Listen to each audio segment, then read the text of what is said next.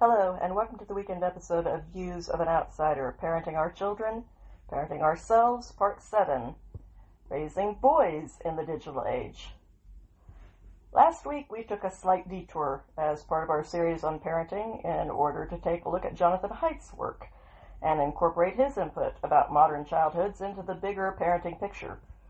Like the rest of the parenting advice that we've been exploring so far, Jonathan's work is not only something that parents should keep in mind when they start raising children of their own, but it is also information that has broader implications for everyone, especially for those of us who are trying to improve our own quality of life. As you may already know, Jonathan is the author of the 2017 hit book, The Coddling of the American Mind, which explored just exactly what is causing our younger generations to be so different from the ones that came before them. In his book, Jonathan concluded that this was mainly the result of new, overprotective parenting styles. He then went on to explore more of these issues, especially the effects of social media on children, in his latest hit book, The Anxious Generation. One of the side effects of all of our technological advancements has been a very marked fragmenting of our society, and an even more marked demoralization of our persons. The rise in negative emotions and the decrease in positive emotions has been accelerating drastically over the last decade. Jonathan first noticed that something weird was happening back in 2014 on college campuses. A new morality had emerged there that was primarily driven by anxiety and fragility. Exploring the reasons for this strange shift in culture eventually turned into the coddling of the American mind. Jonathan did note, even way back then, that social media had started up around this same time, but he wasn't sure if there was a connection between that fact and the strange results that he was seeing out in the world. But it turns out there was. By 2019, Jonathan was collecting evidence that those two things were not only linked, but it turns out that this phenomenon also wasn't just happening inside of the United States. Internalized disorders were on the rise all across the Anglosphere. But not all mental disorders were on the rise. Mental disorders like schizophrenia and manic depression were remaining fairly stable. Only the internalizing disorders like anxiety and depression were skyrocketing. These disorders had been stable as well during the 90s and the early 2000s, but around 2014, they started shooting up in a very dramatic way, and they've continued to rise ever since then. These disorders were increasing in boys, but they were skyrocketing among girls. Self-harm was also increasing at an alarming rate, and these startling trends were taking place all across America, Canada, Australia, the UK, Europe, and even in the Nordic countries. It was happening all across the West. And it wasn't just self-reported depression and anxiety that were climbing. These rising numbers were backed up by the mirrored increase that was being seen in the number of documented cases of self-harm. So this wasn't hype, or people making a bunch of over-dramatic claims in order to get attention. It was real. So let's be real right from the start of this discussion. Technology is here to stay.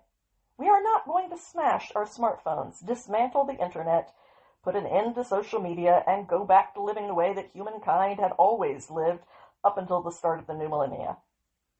So we're going to have to roll up our sleeves and get practical about these problems if we intend to make our world into a better place for ourselves.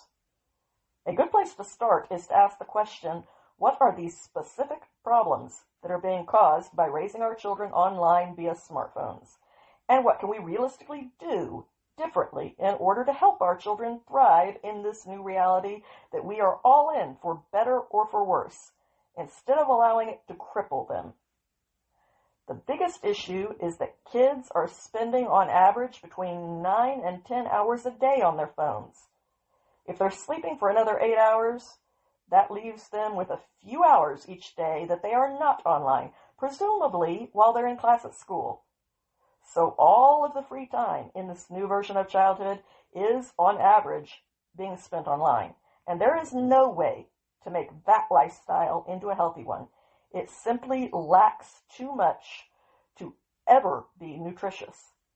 So this problem is not going to be one that is easy to change. Much of the way that smartphones were designed was deliberately copied from casinos in order to make these products as addictive as possible. The way that you pull down to refresh your screen and watch the page bounce back up was deliberately designed to mimic a slot machine. Just to give you one tiny example. The point is that clearly the designers put a lot of thought into making even the smallest details of their product work in their favor and against you. Right from the start, this technology affected boys and girls in very different ways. Last week we focused primarily on the effects that all of this has had on girls. And this week, we're going to be focusing mostly on the boys. But just like last week, there are some aspects that overlap and feed into each other, and we will be covering some of those today as well. So let's start with the reason why this technology affects boys differently than it does girls. Well, not to start with the obvious, but boys and girls are already different to begin with. And secondly, boys and girls did very different things with this new technology. Boys gravitated towards online video games, YouTube, and of course pornography. And girls gravitated mainly towards visual social media platforms like Instagram, Pinterest, and Tumblr. These platforms are all about girls posting pictures of themselves and then waiting anxiously for strangers to comment on them. That setup alone is obviously a very unhealthy strategy for maintaining anyone's mental health. But it has become especially harmful for girls because girls are naturally wired to be much more sensitive to feedback from the social realm than boys are. But to be fair, both boys and girls have become more depressed and more anxious since being introduced to their current screen-based existence. But for boys, these negative effects have seen a more gradual climb that has taken place over many years, while among girls, the spike has been sudden and very steep. So let's briefly review the most common disorders that are on the rise. Anxiety is a future-oriented response to a perceived threat, whether that threat is psychological or physical in nature. Depression is a present tense response to a current experience of pain, and depression is a coin that has two sides to it. The first aspect of depression is a heightened experience of negative emotions, especially when it comes to the desire to withdraw from others and from your normal activities. The second aspect of depression is a decrease in your ability to experience positive emotions, which causes people to feel demoralized and to have a lack of motivational will to move forward in their life, allowing them to come out the other side of this horrible state of depression. Girls are automatically more vulnerable to internal disorders like these because girls naturally tend to suffer internally. When we're unhappy, it is directed inwards in the form of depression and anxiety, which makes us pretty miserable. Boys naturally tend to suffer externally when they're unhappy by making the people around them miserable via crime, violence, and acting out. At least that has historically been the norm.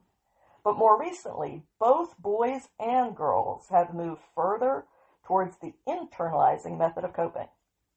Now, to be very clear, girls still internalize things far more than boys do, but both sexes have become worse than they used to be about internalizing their unhappiness. The creators of the Big Five determined quite a while ago that self-consciousness and neuroticism, meaning being more sensitive to negative emotions, are so tightly associated with each other that they are, practically speaking, indistinguishable from each other. The more you are aware of yourself and focused on yourself, the more you are going to be anxious and miserable.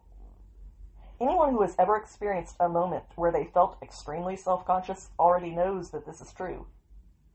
Think about that feeling of being extremely self-conscious and having all eyes focused on you. It felt exactly like misery, didn't it? But the answer to this problem isn't to simply stop focusing on yourself because you can't actually pull that off when you're trapped in the middle of feeling self-conscious. The answer is to focus on something else. One fantastic and very effective thing that you can focus on, no matter your sex, but especially if you're male, is engaging in responsible service to the future and to others. Why? Because purpose is the source of a time-released, sustainable version of dopamine. The difference between the roller coaster version of dopamine and the slow drip version of dopamine is the difference that is found between experiencing happiness and experiencing meaning.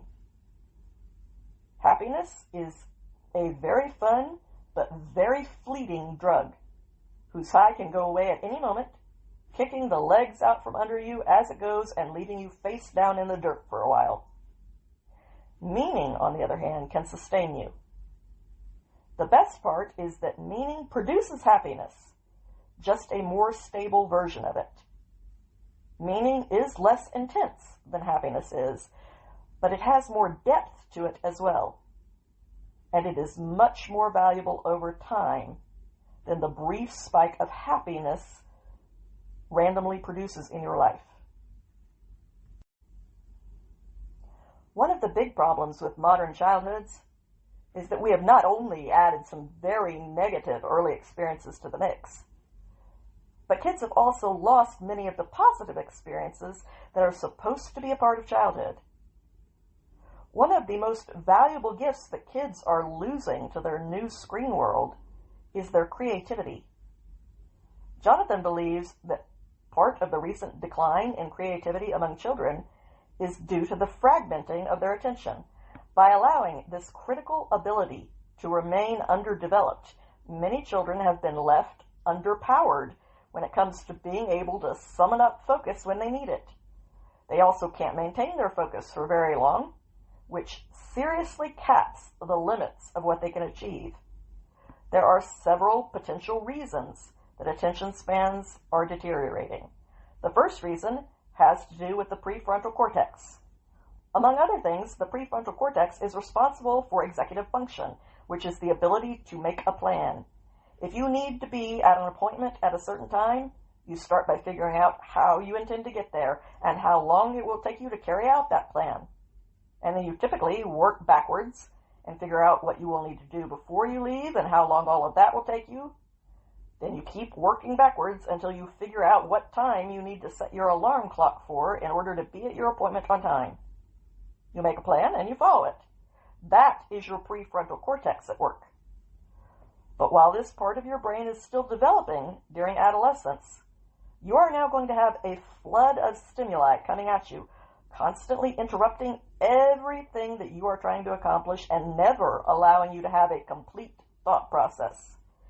This means that a very critical part of your brain doesn't end up developing in the way that it normally would because it is denied practice and exercise. And this is one of the reasons why it is so difficult for so many young people to focus and to stay on task or to see anything through until completion. And if you are not able to fully devote your attention to something, you certainly can't be creative in your approach to it. Another interesting theory that Jonathan presents is that the drop in young people's creativity may be compounded due to their lack of social interactions as well.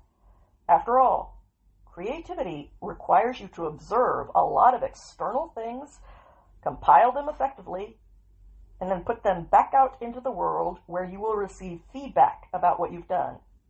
This feedback will enable you to refine your creative skills, allowing them to grow and to develop further. And through that process of growth, your abilities will continue to improve and to expand. But these days, that skill-building process isn't taking place. Kids are taking in an enormous amount of the world, a lot of which is not good for them. But they are not putting anything back out into that world. So they are not getting any quality feedback to help them grow beyond the place where they already are. Kids are not really interacting with the world. There is no give and take to a childhood anymore. Everything in their narrow world runs in only one direction. When the new norm became a phone-centered childhood, creativity, engagement, and test scores all started declining. At the same time, the frequency of arguments and fights between children shot up dramatically, along with a general decline in the social skills that they should have developed by that point in their life.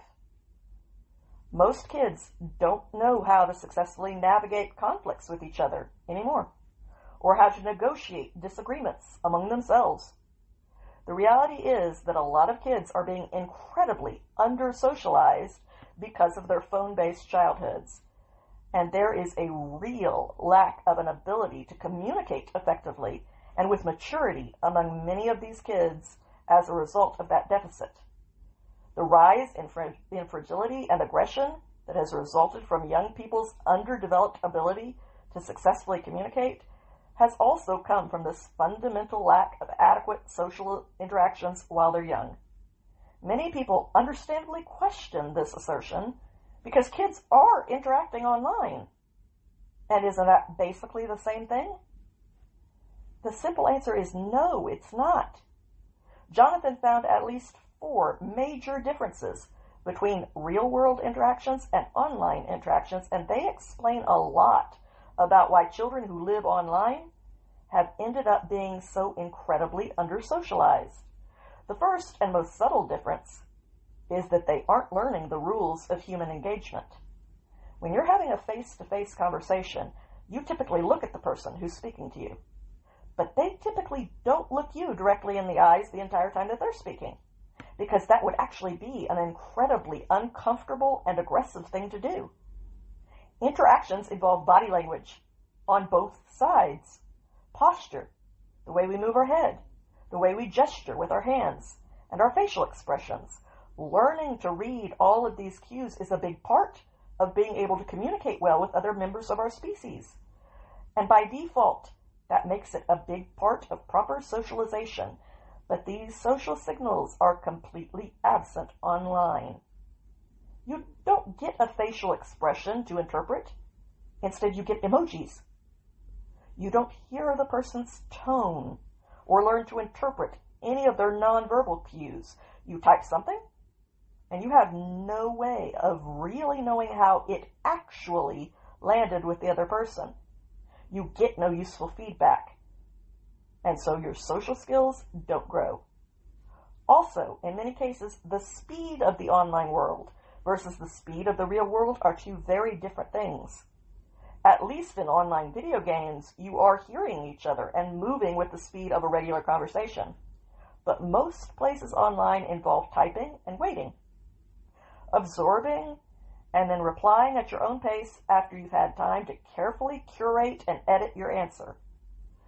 This is a much slower pace than a true back-and-forth conversation out in the real world.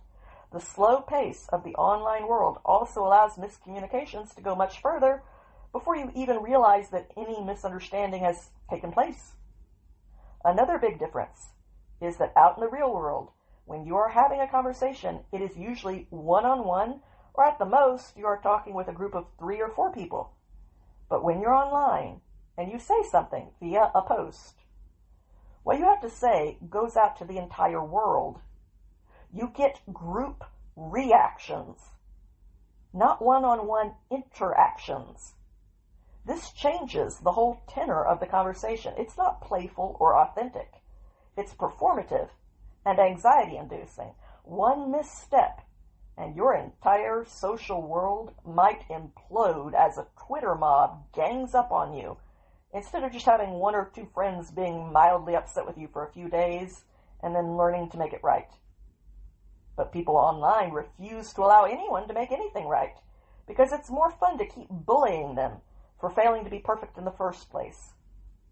Real-life interactions also tend to be more stable than online interactions are.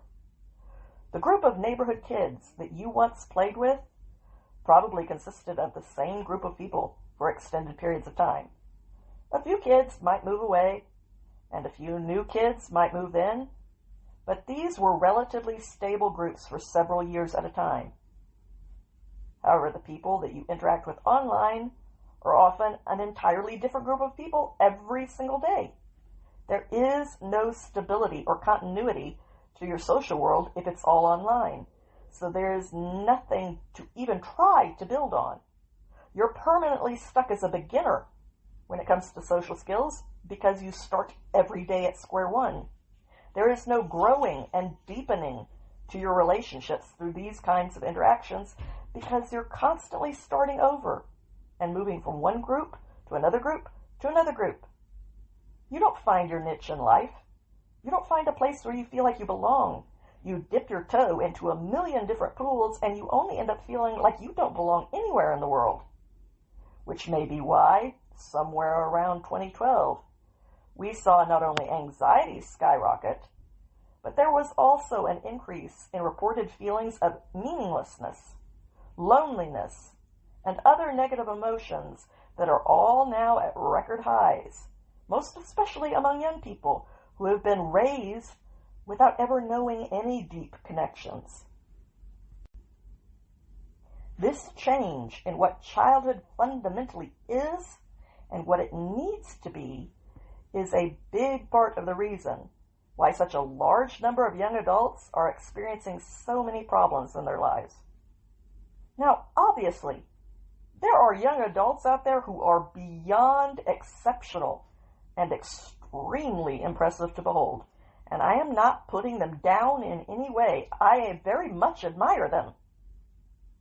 But taken as a whole, young people have developed a pretty solid reputation for being a very fragile, over-coddled, easily offended, excessively overdramatic, and very firmly opinionated group that is noticeably disconnected from reality to a disturbing degree, has unbelievably high rates of mental illness, along with a widespread and very naive acceptance of some very historically dangerous ideologies. Another major difference between online interactions, say in video games, and the real world is that the rules are baked in to a virtual life. If kids are playing a ball game in the driveway and they begin to argue about whether a shot was in or out of bounds, they will have to work that out between them in order to continue playing the game. If they fail to negotiate that successfully, one child will quit and walk away, meaning that neither of them gets to continue enjoying the game. This built-in incentive structure motivates children to become more and more capable when it comes to negotiating obstacles so that they can continue doing what they want to do. But in a video game, there are no disputes for you to learn to settle. The video game decides if you win or lose. So no problem is ever negotiated by the people. Video games have their value, but they are no substitute for learning the necessary life skills that you will pick up during a normal childhood. You don't learn to assess risks on screens. You murder people and steal cars and get killed, only to start over. Growing up in a virtual world does not give you the ability to be autonomous and self-governing out in the real one. These are two very different skill sets. And that's not even taking into account the 5 to 10% of boys who become addicted to video games to the point where they are using them compulsively and can't regulate their emotions properly when they are not playing on a screen because their brains have grown dependent on these games to provide it with dopamine hits. You may have also noticed that many people from the younger generations require multiple stimuli in order to be able to focus at all. They have grown so used to being bombarded by hundreds of different things at once, practically from the time that they were born all through their critical development, that now, in order for them to even stand a prayer of being able to focus on what they're doing, they need music to be playing in the background, a television show running on a screen somewhere, and to be playing a video game at the same time, all in order to work on a real task. Otherwise, they can't keep their train of thought. The rest of us don't understand how they can possibly focus with all of those distractions, but they don't understand how we can focus without them. And for the most part, the quality of this style of focus is very poor, and so are the results that it produces. Simply put, the constant stimulation that is provided by technology while a prefrontal cortex is still developing interferes with the brain's ability to build healthy executive function or plan making. It also stunts young people's ability to focus their complete attention on any one thing. Jonathan encourages young men to budget their attention and to deliberately conserve a decent portion of that for their goals and their ambitions in life. If you have $100 worth of attention that is available to you on any given day, then you need to put some thought into figuring out how much of that currency you can afford to spend online without it impacting the amount that you will have left over for your goals and the other things in life that are actually important to you. The algorithms optimize for being able to grip your short-term attention at the expense of everything else. The danger with that is that you could unintentionally end up sacrificing your very bright future and your ties to the community around you in order to feed the immediate, present tense gratification of your most primal brainstem hedonism. And if you do that on a permanent basis, by default, you will never develop properly, meaning you will never mature into a full adult. Maturity is sacrificing the present for the future and for others. This involves sacrificing distractions in order to pursue a clear, long-term goal that is worthwhile. Doing that also requires you to learn how to overcome your own fears and self-doubt. Acquiring all of those virtues is part of the process of maturing into a competent adult. Immaturity is the sacrifice of the future and the community for the immediate, for this fleeting moment in the present right now. And algorithms are actively training each of us to lock ourselves away in a prison of our own worst immaturity because they optimize for that very thing and they reward us for giving into it. Part of maturing involves us developing the ability to set a goal for ourselves and the ability to execute that goal. We do that by saying, I want to do X, and therefore I have to accomplish steps A, B, C, and D in order to arrive at X. But if we end up permanently stuck because A is so addictive that it hooks us, and we just loop around inside of A eternally, then we will never get to B, C, or D, much less to X. And if we never learn to develop the ability to follow through on our own goals via executive function, then we will never develop into a full adult life. And an adult who is neither self-reliant nor competent is not going to be an employable adult that other people would choose to hire for an important position or want to marry. Left completely bereft of the fulfillment that is provided by both ambition and the deep connection that comes out of real relationships, one's life will be completely devoid of any sort of profound meaning. And without meaning, there is no sustainable source of happiness. The ability to successfully pursue a long-term goal produces a slow drip version of dopamine. Think of it like an extended time release capsule instead of the typical roller coaster spike followed by a dramatic crash. Many people have never experienced this kind of dopamine, much less learned resilience or practiced overcoming their own fears. All of this leaves young people completely stunted in their development. They aren't becoming adults, not in the functional sense anyway. And this all circles back around to the things that kids are missing out on in their modern, dysfunctional non-childhoods.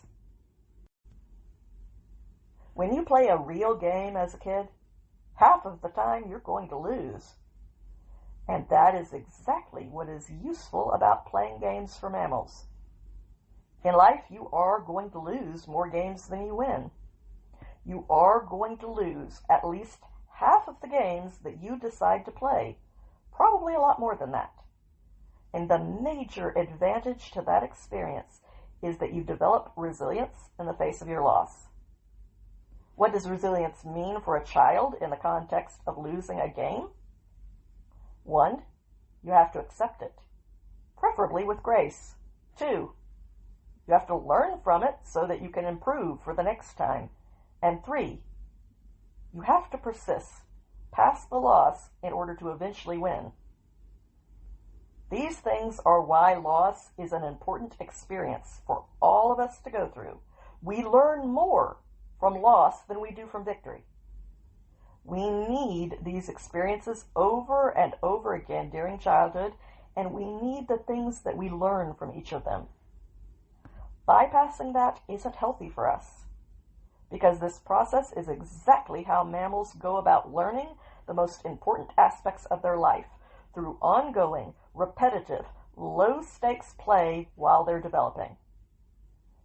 Through loss, you'll learn that you don't actually have to win that many games in order to become highly successful, but you definitely have to learn to persevere through your losses, or there won't be even the possibility of any future success. When kids play games together and a dispute arises, there is automatically pressure on them to work it out so that the game can continue. And if you refuse to do that and you storm off, you'll be labeled a crybaby. This is implicitly understood. So you have to work it out somehow, which incentivizes you to learn to compromise with the people around you, which is often a necessary part of succeeding. This process teaches you how to negotiate, and negotiating is something that you will spend most of your life doing, both in your professional life and in your personal life. These kinds of skills can't be learned in video games because there are no real disputes there. The game does everything that's important for you. If you're playing touch football in the backyard, then you have to settle the issue for yourself of whether or not something was out of bounds. If you're out of bounds in a video game, the video game decides, and there's nothing to dispute about it. There's nothing wrong with video games, but they are the tasty junk food of the gaming world because the nutrition comes out of the disagreements. In a real game, you first have to learn how to follow the rules. Then you develop the ability to accurately explain the rules to somebody else. Then you develop the ability to successfully negotiate within the framework of those rules. And finally, you develop the ability to create new rules of your own. But you have to crawl before you can walk. You have to walk before you can run, and you definitely have to be able to do all of those things before you can fly.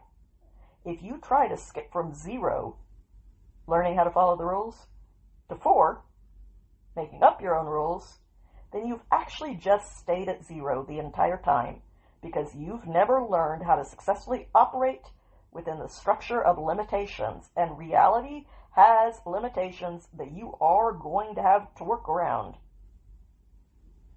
When there is a new stage in human development, a successful transition includes everything that was successful about the previous stage, plus a new element that has been added on top of that. Growth is about adding to your existing building blocks. Once you can follow the rules, you can play the game. Once you can describe the rules, you can play the game and discuss it with someone else. Once you can play the game together and discuss the rules, you can negotiate about anything that is dissatisfying to the two of you. And when you can do all of those things, you can successfully create games of your own. That is how we learn, by expanding our skill set through a clear progression that builds towards an ultimate goal.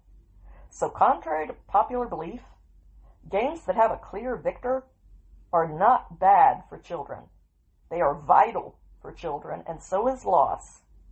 Sure, everyone wants to win, but the element of competition is absorbed by the element of group cooperation because everyone wants to be able to continue playing the game to its conclusion. Games are healthy because they teach kids that the priority for everyone is to keep the game going. And that priority is even higher than the priority of trying to win. And that is what you want kids to learn, because that is the proper hierarchy of priorities to have in life. But we aren't teaching any of those things anymore.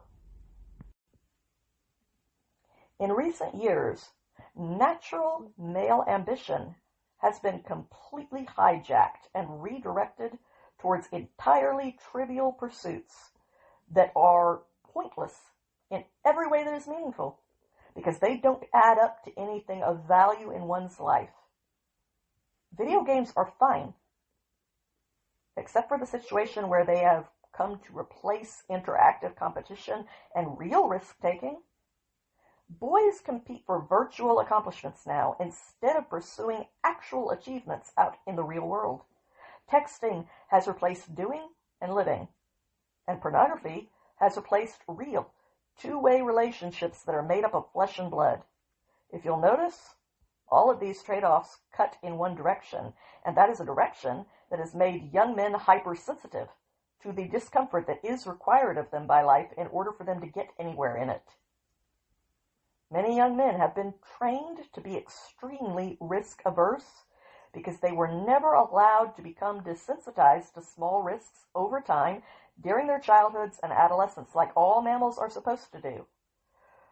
To top it all off, all of these trade-offs increase isolation as well, and many young men are unfortunately stuck right now, leading very isolated lives that make them very unhappy, and this miserable outcome isn't surprising, given the simple fact that human beings are the most social species on the planet. Just listen to this one horrifying statistic and keep in mind that these numbers were taken at the beginning of COVID. They are almost certainly even worse now. But at the start of COVID, the average American man was spending a total of 8 solid years of his life in escapist entertainments. 8 years of 24/7 running away from his actual life in order to escape his pain. When all of the hours that are spent on these escape hatches are added up over a lifetime, men are losing 8 years of their lives. And that's just the average. That is why the word hijacked is appropriate. It is true that video games are nowhere near as harmful to boys as social media is to girls. There are even some benefits to playing video games, but still, around 1 in 10 boys become compulsive in their use of video games to the point that it interferes with other aspects of their lives. At that point, it isn't a fun hobby anymore. It's an obstacle that's getting in the way of better things.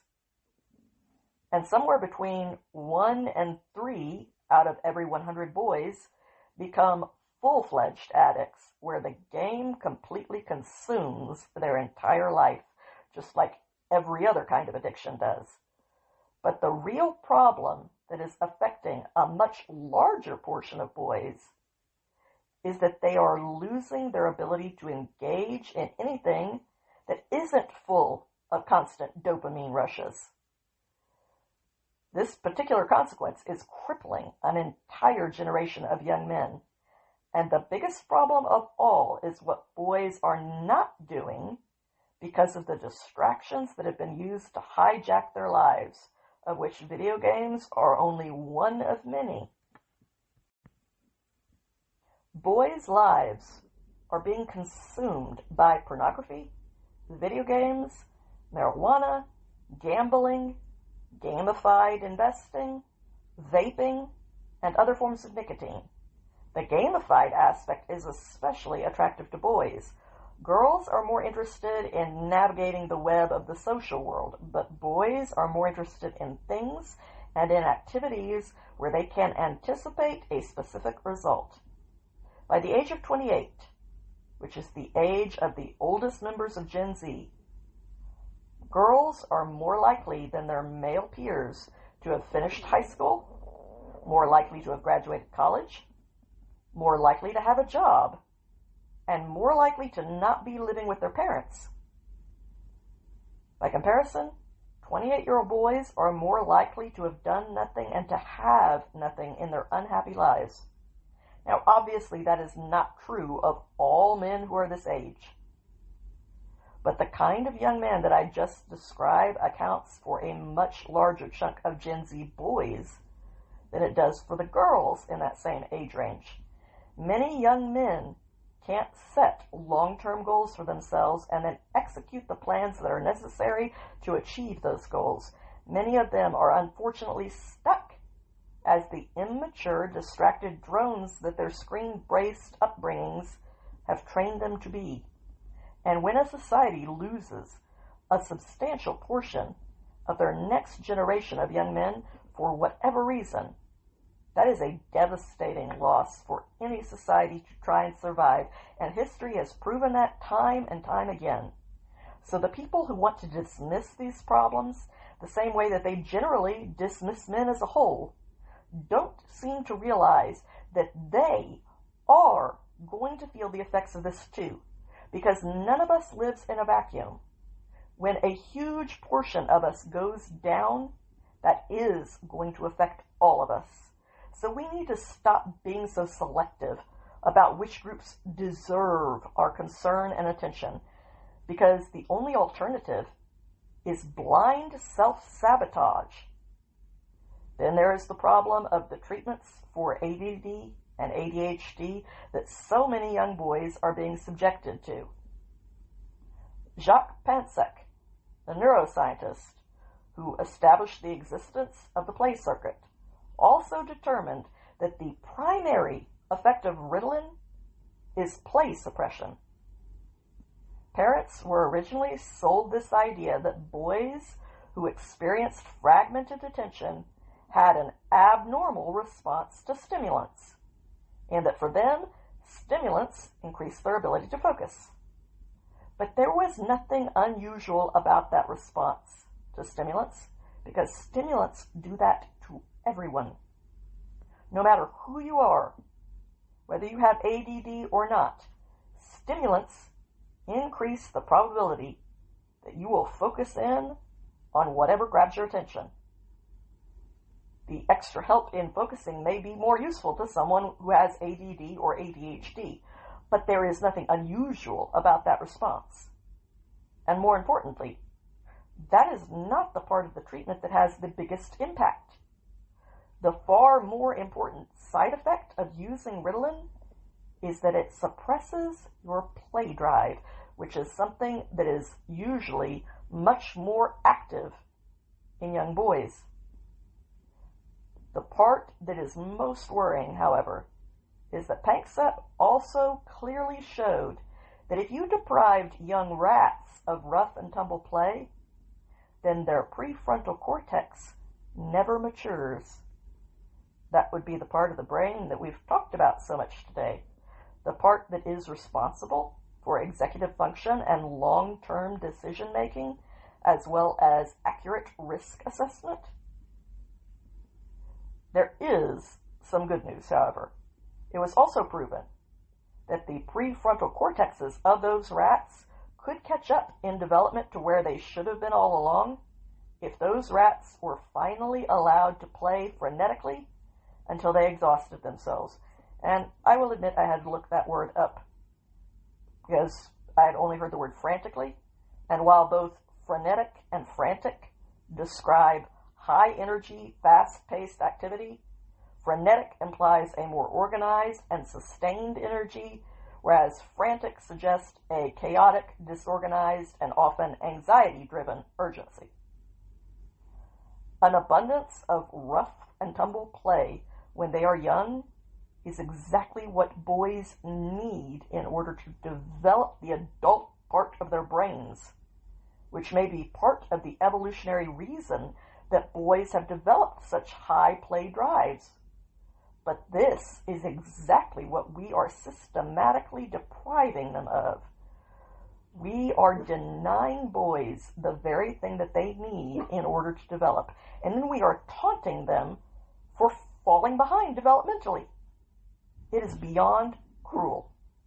The school system has basically gone to war with the healthy, productive development of young boys by punishing them for the way that they are naturally wired.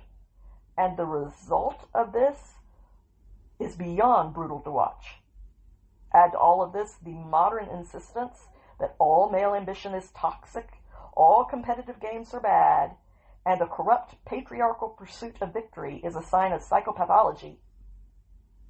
And the unsurprising result is that boys are checking out and failing to participate in life because they've been demoralized into making excuses for the decision to simply settle for an irresponsible and stunted existence in a life of immaturity. And the reason that young men are checking out of the real world while citing every excuse in the book for leading an empty life of irresponsibility is because they have been browbeaten out of following their natural inclination to pursue big ambitions from the time that they were small children. And they've been drugged out of what they need to thrive in order to make things easier for the adults around them. The life that they've been left with is a very empty and demoralizing tunnel with no light at the end of it for many of them. Cue the astronomical suicide rates among men. In the 70s, there was a shift in our economy away from strength-based physical work like longshoremen towards a service-based economy. By the next decade, young men made up only half of all college students, and today they make up less than half, closer to 40%. Boys are checking out of school. They are checking out of the workforce. The online world keeps improving in ways that makes this meaningless world more and more attractive to boys, at the same time that the real world keeps shutting them out more and more firmly. Again, natural male ambition has been hijacked and redirected towards trivial pursuits that have no value because they don't add up to anything real or tangible. Male drive and ambition has been subverted into racking up points on a meaningless video game leaderboard, chatting with an AI girlfriend that doesn't exist and says what they want it to, and spending the little amount of money that they earn from the dead-end jobs that this lifestyle produces on sad subscriptions to OnlyFans. Perhaps worst of all, any man that speaks out in an honest way about all of this, or who actually tries to actively pursue a path towards self-improvement, is immediately ganged up on and demonized as being yet another version of Andrew Tate, running rampant through the manosphere. As though an interest in physical fitness is the same thing as being a pathetic con man and a disgusting human trafficking pimp. Men, like all human beings, need meaning in their lives in order to be fulfilled. So where do you find meaning? By voluntarily adopting the maximum amount of responsibility that you can shoulder in a healthy way. You do this by taking on the burdens, challenges, gains, and ambitions of your life, along with making the sacrifices that it takes in order to contribute to building future civilizations for the greater good. This is about harnessing the potential of our nature instead of succumbing to it. The man who has defaulted to what comes most naturally to him is going to be comparatively useless to himself and to the people around him. Consider this example. The entire Arab world produces about the same amount that the single country of Spain does. Why? Look at the resources that they have. Part of the reason for that stat is probably that a large portion of the men in their culture aren't motivated, which isn't surprising because work is hard. Not working is the default. Seeking to be pampered and taken care of, or casually pursuing trivial hedonism, comes much easier to human beings. But excessive irresponsibility leads to boredom, which can also result in increased violence among young male populations, which might also explain a few things about various cultures. This is precisely why Portugal sent its excess population of young males away to the New World in order to give them something to do in an attempt to head off a crime wave before it was unleashed on their innocent people. If you want to raise men who step up and contribute, then you have to give them a narrative of heroic responsibility and link that to an adventure which will encourage them to pursue something else instead of their default. The West used to excel at doing this very thing, and that's why we eclipsed the alternatives that were available out in the rest of the world. They didn't have fewer natural resources at their disposal than we did, or less manpower than us. They also weren't any less inclined to use violence to take whatever they wanted. The difference was in our cultural approaches. But we have recently decided that our approach, that would be the most successful one in the history of the entire planet, is bad. And we are now actively pursuing a bigotry of soft expectations for our young people, especially when it comes to our society's young men. And this low bar is making them all miserable. It's not kindness, it's a curse. The attitude of male role models towards younger men isn't meant to be the same as the feminine ethos of acceptance. That's what we have the feminine for. The masculine is supposed to offer something of its own, not more of the same. The maternal message is, you're lovely the way you are, sweetheart. The paternal message is, I like you just fine, but one day you could potentially be a lot more than you are right now. Those messages are meant to exist side by side. We were never meant to choose between them, and we don't have to now, despite the pressure that so-called leaders keep putting on us to do so. The healthiest place is found in the balance. The lack of male role models that could give a voice to this male ethos of a healthy challenge being issued is having devastating effects inside of our culture, and that devastation is affecting both men and women.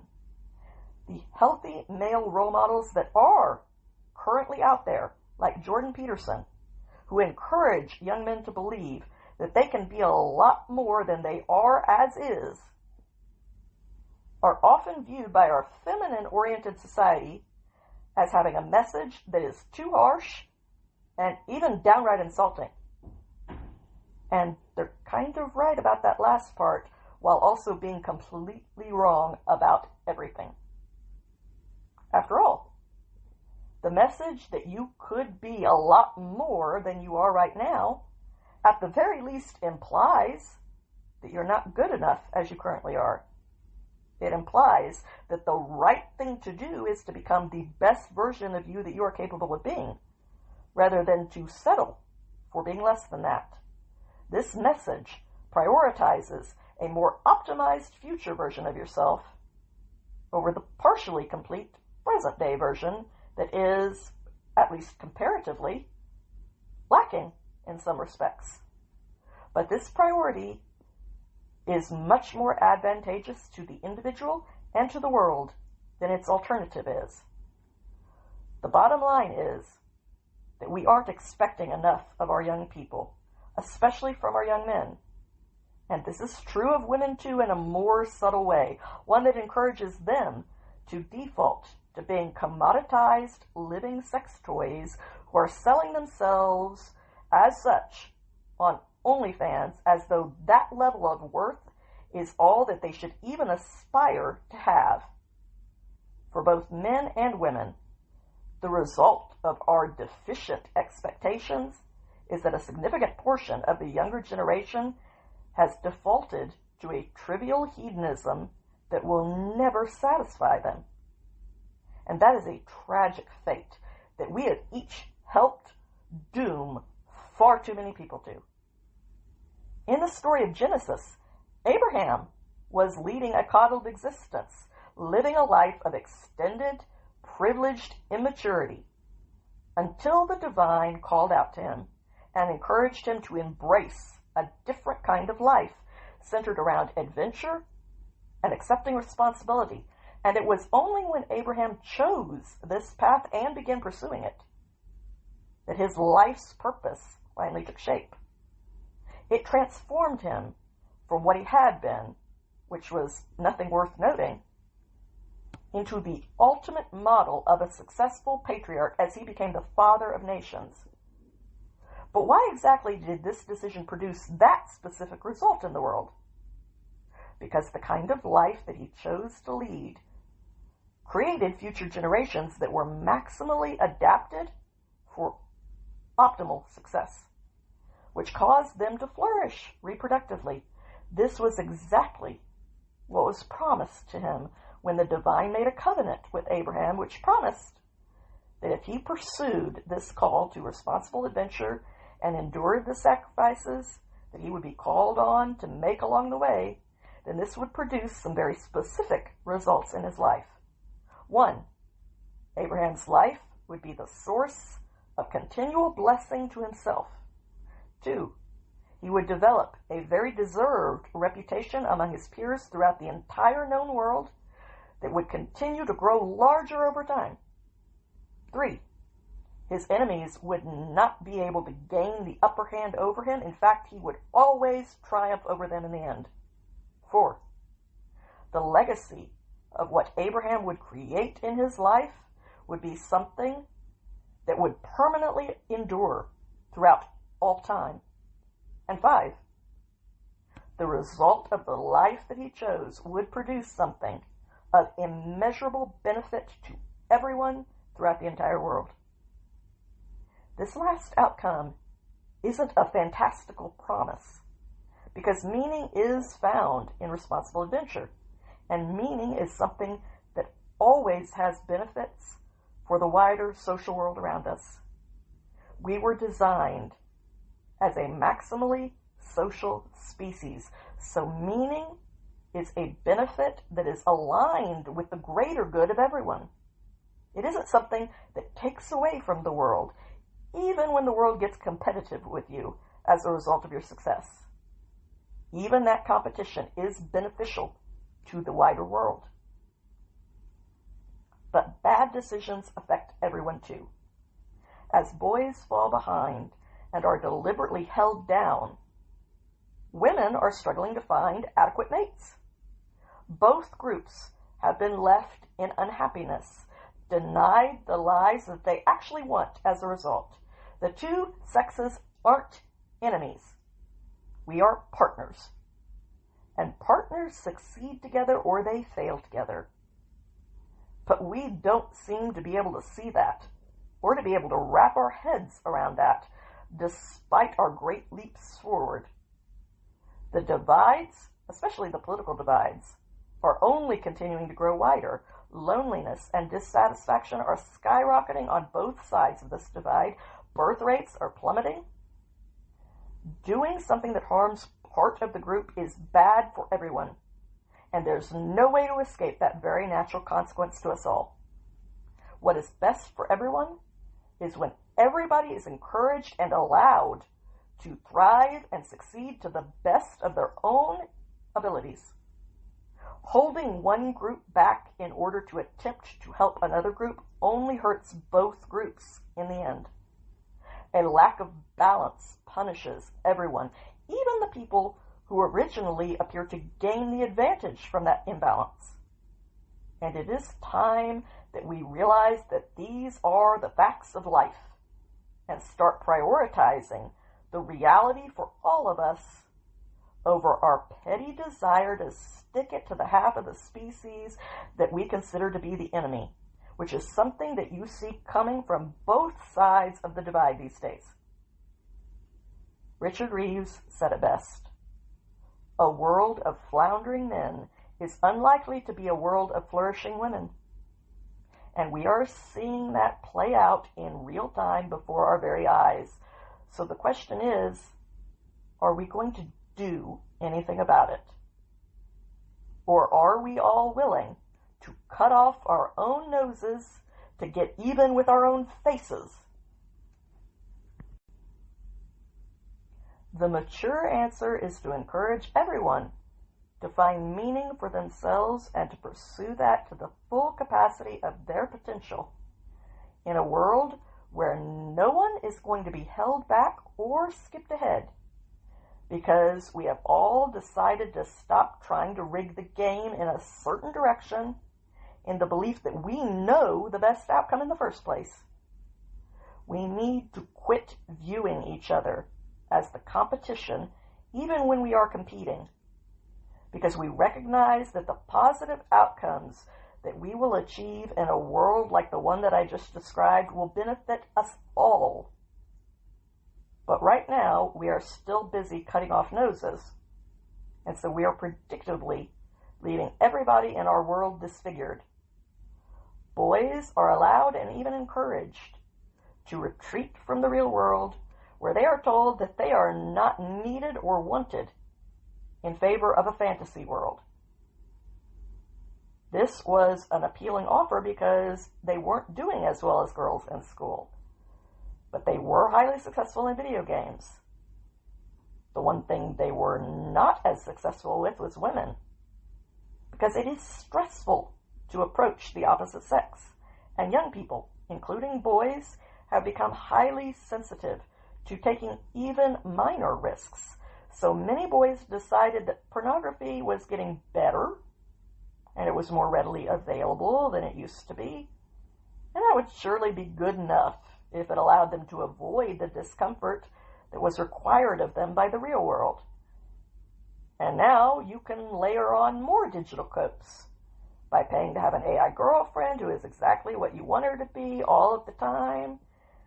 And soon, the hope is that there'll even be creepy robot girlfriends that will combine the two.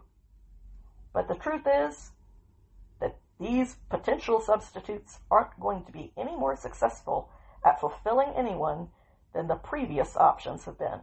Like it or not, human beings need the real thing.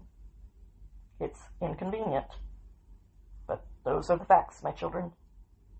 And boys are being diverted away from the real world, where their efforts may not be rewarded immediately, even though they would be with some persistence. Their modern fantasy worlds offer an immediate high, but no satisfaction, no meaning, and no success that would give them a sense of being worth something the next day. Boys have responded to the impacts of the online world by withdrawing from the real one and hiding themselves away in fantasy worlds of their own making. This means that they are not taking on challenges, much less learning that they are capable of overcoming those challenges. Many lost young men are not doing anything to try and mature beyond their fantasy boyhoods into manhood. A lot of them simply don't know where to start, and how could they? There are very few people who even care, much less people who are bothering to try and show them a path forward. So these boys have nothing that would make them attractive as a mate, and they end up incredibly frustrated and angry at the world for their very poor quality of life. And that just leads them to withdraw even further in a vicious cycle, and both men and women are failing to thrive in that vicious cycle. When they are young, around 14 years old, girls are doing much worse than the boys are. The 14-year-old boys are playing video games all day, unlike the girls who are spending all of their time in the sludge of social media. Boys are also supplementing their gaming by sneaking looks at pornography, and they generally find the combination to be a pretty fun one at the time. They are more lonely than boys used to be, because they don't have friend groups to really hang out with anymore. They aren't actually getting together with each other on a regular basis like they used to, but overall, at this early age, boys are doing better than the girls in their peer group are. But as we've discussed, that situation flips later on. The access to porn online is having a devastating effect on boys and their ability to have relationships, which winds up affecting both sexes. A large percentage of boys are watching hardcore porn every day, And this is not your dad's Playboy that I'm talking about. This is graphic, twisted, and often involves out-and-out violence, bondage, and strangulation. Much of it has themes involving rape and even incest. Porn is affecting young men's very first ideas about what a beautiful woman is, and it's giving them very unrealistic expectations and some very unhealthy tastes. Perhaps worst of all, it is giving them some very inaccurate ideas about what women want and how they should treat them. There's been a rise in the instances of boys choking girls during sexual situations, believing that the girl wants that because of what they've been exposed to online. And when they are predictably unsuccessful with women as a result of their early counterproductive training, when it turns out that most women actually don't like being treated that way, then the boys retreat from the world even further, becoming even more addicted to pornography in order to create a substitute fantasy for themselves in a basement somewhere as they live out a pretty insufferable life. Most people would be horrified to know what their children are looking at online. There's a popular online group in the UK called the Yahoo Boys, who are sextortionists, which is a type of online scammer. There are similar groups here in the United States too. They pose as teenage girls while claiming to be interested in some awkward teenage boy, and then they convince him to send a nude photograph of himself, including his face, in exchange for a nude photograph of this non-existent teenage girl. As soon as the boy does it, the scammer reveals himself and threatens to make the nude picture of the boy public to all of his contacts, unless the boy pays a ransom fee to the scammer. As of last year, the FBI had linked 22 suicides of young boys to cases of sextortion scams, and who knows how many victims there might be out there who paid up and kept quiet, allowing these scammers to move on to someone else. Then there are the even more extreme dares that kids online are coming up with and promoting to each other online. These dares encourage kids to do things like get a friend to jump in the air and then kick the feet out from under them so that they'll smash their head on the pavement. Other online dares encourage children to randomly jump another kid for no reason, or even to gang up and do the same thing to a lone adult, and then savagely beat them, also that they can post the video online for clicks. Most parents have no idea that their kids are involved in these things, and even the parents who know that these things are going on online foolishly believe that their child would never be part of something like that just to fit in. So apparently they've completely forgotten what it feels like to be a child who desperately wants to be accepted by their peers. Everything that Jonathan describes as having such a negative impact on kids based on the unhealthy screen-based lifestyles that we've adopted in our modern lives is being felt by adults too. This screen-based life is at direct odds with the classical spiritual wisdom that has been preserved down through countless generations because of the success that it has produced. This wisdom tells us, "Judge not, lest ye be judged. Be slow to anger and quick to forgive." Social media tells us, judge right now, instantly, with no context, and without most of the facts. And if you don't judge harshly enough, then you'll be judged for not judging. And by the way, you never forgive. Ancient wisdom tells us to deliberately take time to experience stillness in order to pray, meditate, and reflect. Social media encourages us to never be still and to never have even a single moment in any day of your life that is not completely taken over by something coming at you. The life that was based on the original old world wisdom produced an experience of elevation, whereas this modern phone-based life is producing an ever more degrading experience. Even if this life does not cause you to personally suffer from depression and anxiety, your overall experience informs you that your life is qualitatively worse and degraded from what it was meant to be.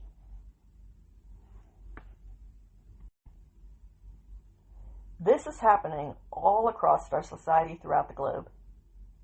And our personal deficit of healthy thriving is contributing to a broader societal weight that is in turn affecting each of us individually and causing us all to sink even faster. Most people no longer have any patience for others. They don't have any grace or forgiveness or humility in the way that they interact with the world.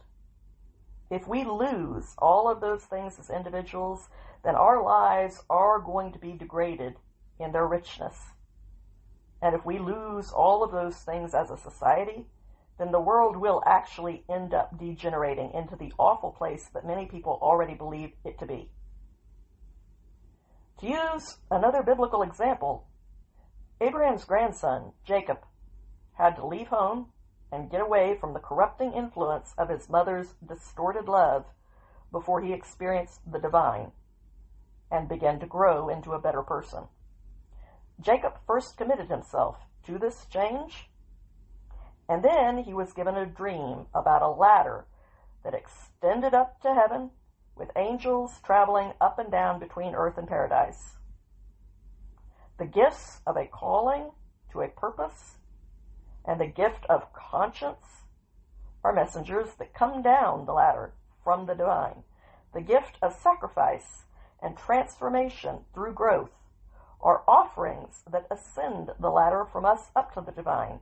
This dream serves as a picture that the proper orientation produces a depth of value. And that just so happens to be the very thing that is established in Jacob's own life as a result of his commitment to change. Everything has varying levels of depth. There are shallow, trashy novels and deep, impactful stories. There is shallow entertainment and deep entertainment.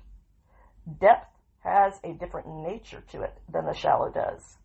And our modern life is causing us to forfeit the entire realm of depth in an unintentional sacrifice as we all attempt to sustain ourselves on the shallow malnourishment of our modern lives instead.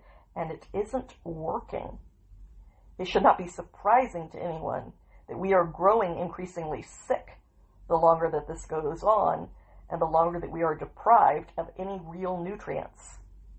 Meaning is universal. What is it about acts of moral beauty, such as courage, caring, or loyalty that inspire us so deeply? Why do stories with these elements move us and elevate us? There are two dimensions to the social world. There is the vertical dimension of hierarchy, which is basically whether you're higher or lower than someone else on the totem pole. And then there is the horizontal dimension of closeness that allows us to measure whether we are closer or more distant to another person. But Jonathan believes that there is a third dimension to the social world called the z-axis, which represents the very thing that we are talking about when we experience transcendence or being morally elevated by each other and lifted up in a spiritual sense.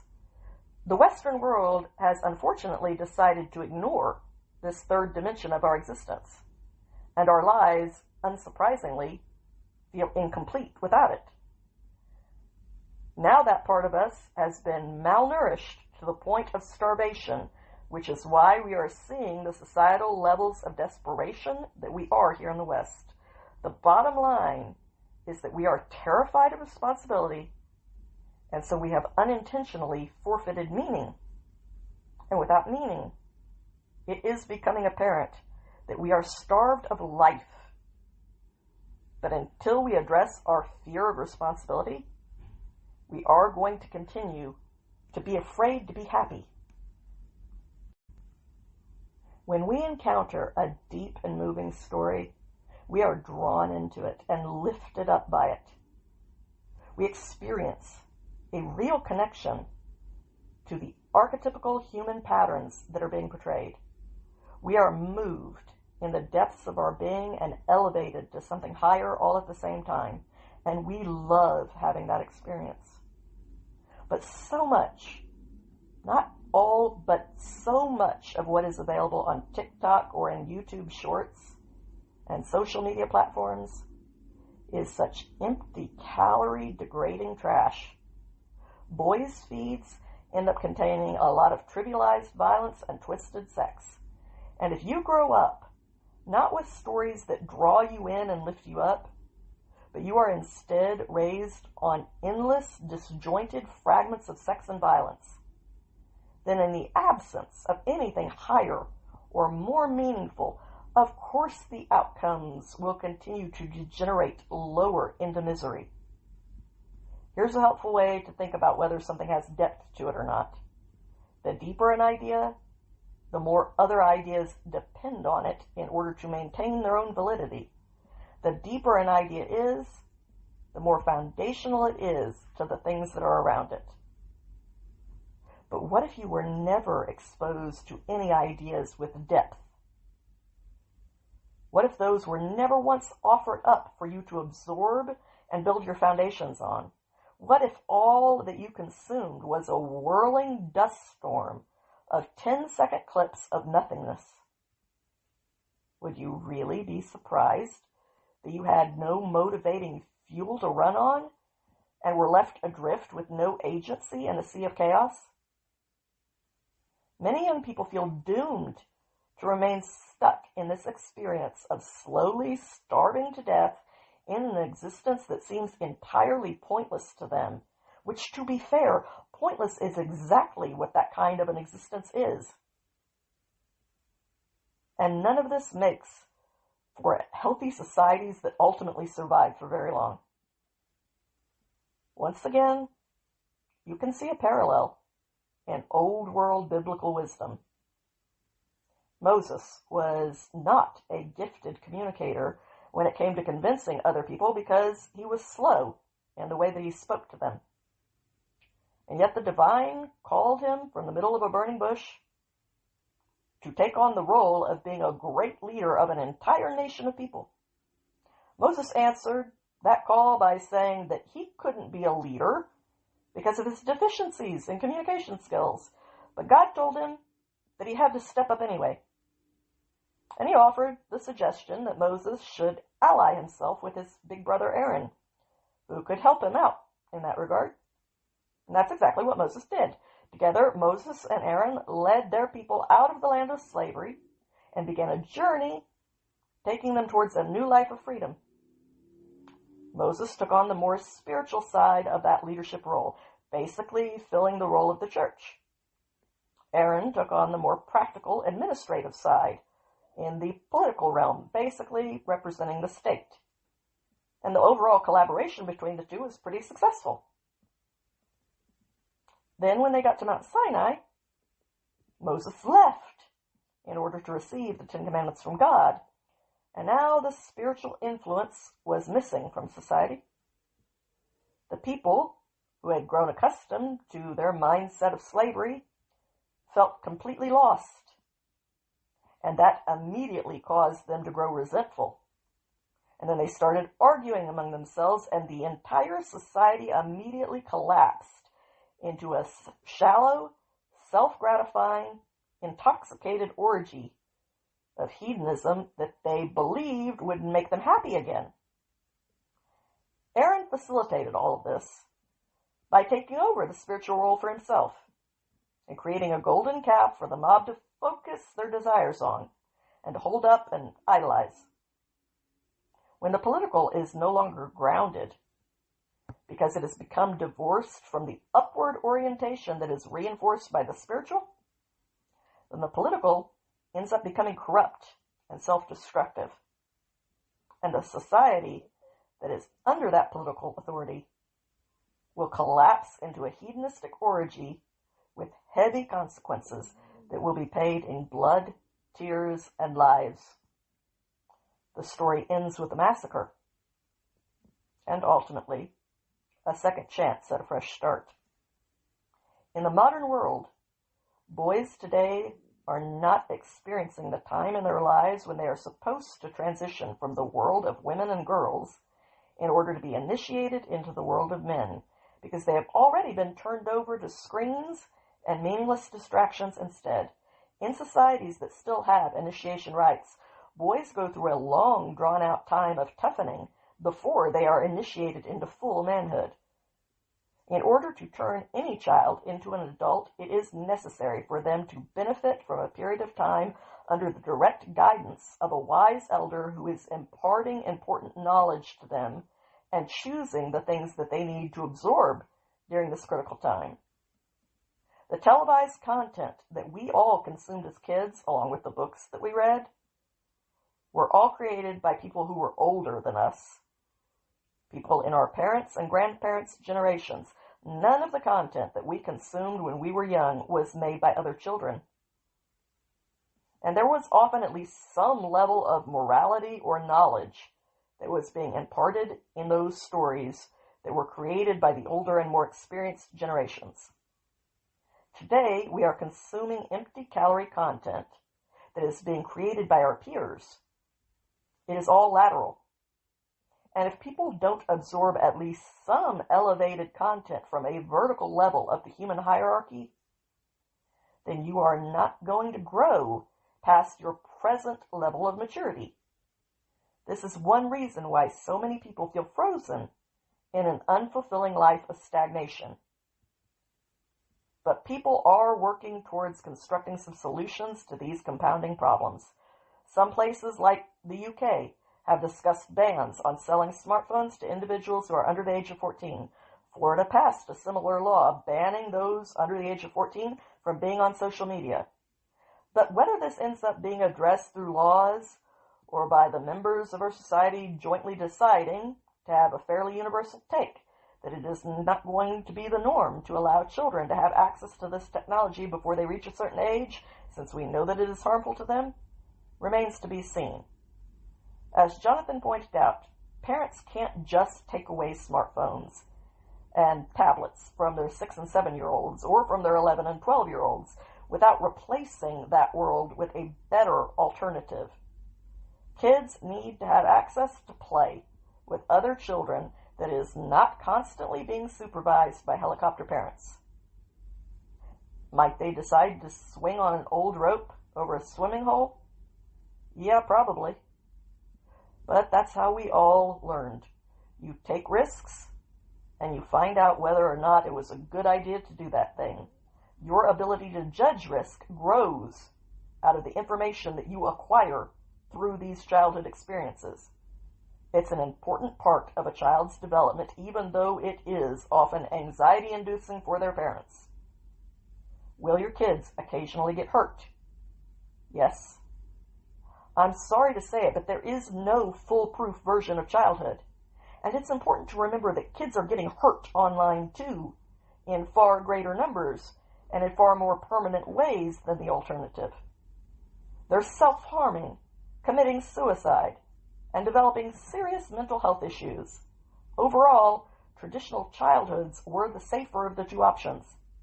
Plus, occasionally getting hurt is how you end up with an adult who is able to accurately assess danger, as opposed to someone who thinks that speech is violence. In Britain, a quarter of the kids between the ages of 5 and 7 have their own smartphone. It keeps them quiet, I'll grant you. It's an effective babysitter that frees mom and dad up to work and to be online themselves. In America, 40% of 2-year-olds now have their own iPad. Don't take the easy way out and give this technology to your kid because you need to be able to occupy them, because you're busy and you need to get something specific done. It will only create more problems for you in the long run. Constant screens only increase a child's intolerance for experiencing even short amounts of boredom. And then you will end up having to give them these devices more and more often in order to pacify them on a more and more regular basis.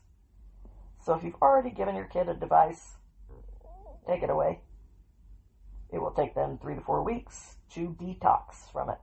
But in exchange for a few unpleasant weeks, you will have saved your kid from a lifetime of issues that we've discussed over the last 2 weeks.